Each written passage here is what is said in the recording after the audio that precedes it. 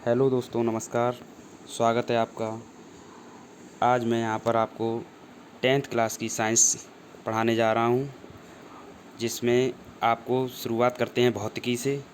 भौतिक विज्ञान में 10th क्लास के भौतिक विज्ञान में सबसे पहले जो यूनिट है वो प्रकाश है, और इसमें मैं आपको टॉपिक पढ़ाने जा रहा हूँ प्रकाश का परावर्तन, रिफ्लेक्शन ऑफ लाइट। तो सबसे पहले ये जानना ज़रूरी, प्रकाश है क्या।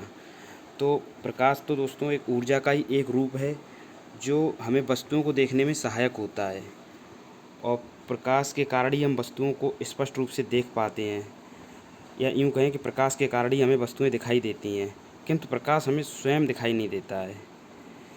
प्रकाश कभी कभी कंपटीशन के एग्ज़ाम में प्रकाश की तरंगदैर्घ्य या इसकी चाल पूछ ली जाती है। तो इसमें आपके स्क्रीन पे दे रखा है इस प्रकाश की चाल 3 × 10⁸ मीटर प्रति सेकंड, 3 × 10⁸ मीटर प्रति सेकंड। और इसकी तरंगदैर्घ्य काफ़ी बार मैंने देखा है कंपटीशन एग्ज़ाम में पूछी जाती है। 3900 एंगस्ट्राम से लेके 7800 एंगस्ट्राम तक होती है। अब हम प्रकाश के गुणों के बारे में जान लेते हैं। प्रकाश की विशेषताएं या प्रकाश के गुण क्या क्या हैं। विद्युत प्रकाश जो होता है ना, वो हमेशा विद्युत चुम्बकीय तरंगों के रूप में चलता है और एकदम समानांतर चलता है। जब सूर्य से प्रकाश आता है तो वो सीधी सीधी रेखाओं में चलता है, समानांतर, जब तक कि कोई बीच में अवरोध या अपारदर्शी चीज़ ना आ जाए। और प्रकाश की दूसरी विशेषता यह है कि संचरण के लिए माध्यम की आवश्यकता नहीं होती है, मतलब ये निर्वात में भी गमन कर सकता है। और प्रकाश साधारणतः सीधी रेखाओं में गमन करता है। प्रकाश में परावर्तन का गुण होता है। जब प्रकाश किसी जैसे चिकनी सतह जैसे कांच, चिकने फर्श या कोई ऐसी चमकदार वस्तु से टकराता है तो इसका परावर्तन हो जाता है।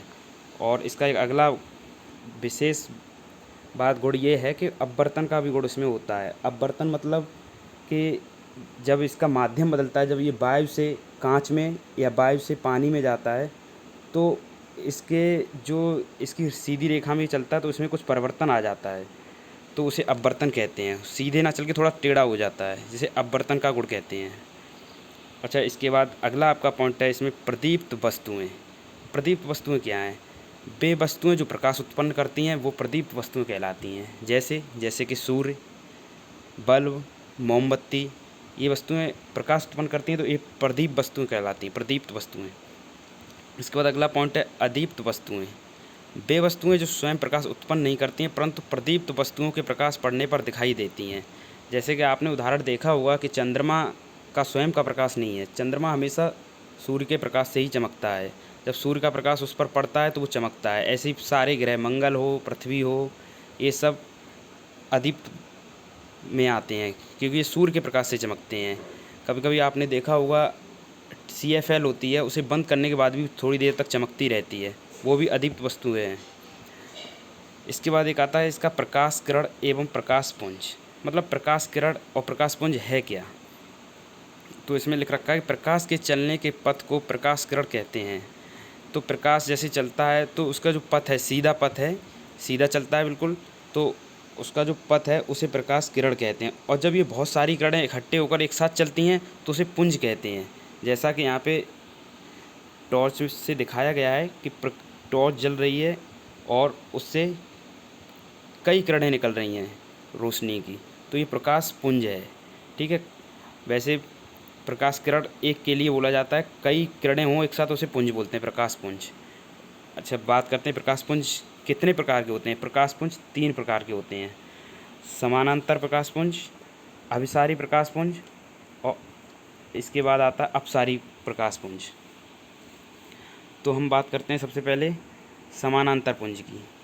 समानांतर प्रकाश पुंज जो होता है वो सीधी रेखा में गमन करता है। जैसे कि सूर्य का प्रकाश, इसकी जो किरणें आती हैं बिल्कुल सीधी जाती हैं, सीधी, एक दूसरे को इंटरसेक्ट नहीं करती, एकदम सीधी सीधी रेखा में, समानांतर जिसे बोलते हैं। इसके बाद आता है अभिसारी पुंज। अभिसारी पुंज में क्या है कि प्रकाश की किरणें दूर से या अनंत से आती हुई एक जगह किसी ए बिंदु पर, मान लिया ए बिंदु है, वहाँ पर किसी ए बिंदु पर मिलती हुई प्रतीत होती हैं तो उसे बोलते हैं अभिसारी पुंज। मतलब इकट्ठा हो रही हैं, वहाँ पर बहुत सारी किरणें आके एक बिंदु पर इंटरसेक्ट कर रही हैं या एक बिंदु पर मिल रही हैं, तो इसे बोलते हैं अभिसारी पुंज। इसके बाद बात करते हैं हम अपसारी पुंज की। अपसारी पुंज वह पुंज कोई एक ऐसा बिंदु जिस बिंदु से बहुत सारी किरणें निकलकर इधर उधर फैल रही हों उसे बोलते हैं अपसारी पुंज। जैसे कि सूर्य से बहुत सारी किरणें निकलती हैं, बल्ब से बहुत सारी किरणें निकलती हैं, तो इसे बोलते हैं अपसारी पुंज। ठीक है, आपको हमारा वीडियो कैसा लगा लाइक और शेयर करें। Thank you.